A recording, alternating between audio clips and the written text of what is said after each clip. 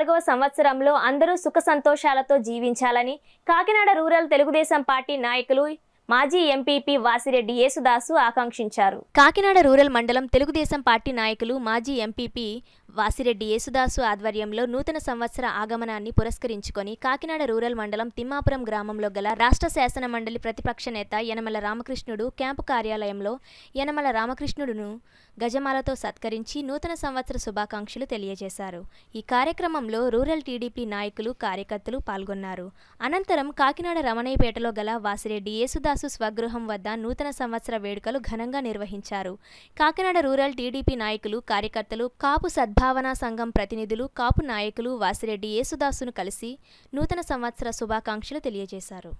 4.5 సంవత్సరాలు ఈ రాష్ట్రం చీకటి రాష్ట్రం కింద ఉంది.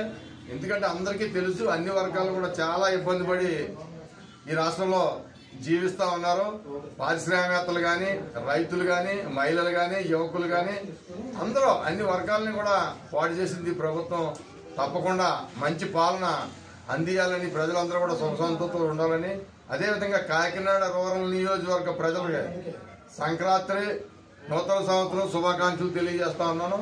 అలాగే కాపు, తెలగ, బలిజ వంటల కులాల రాష్ట్ర వ్యాప్తంగా 13 జిల్లాల్లో 175 నియోజకవర్గాల్లోని కూడా మంచి ఆలోచనతో ఉండి మంచి ప్రభుత్వాన్ని ఎన్నుకోవాలని కాపులు కూడా పిలుపునిస్తున్నామని చెప్పి సందర్భంగా తెలియజేస్తాం.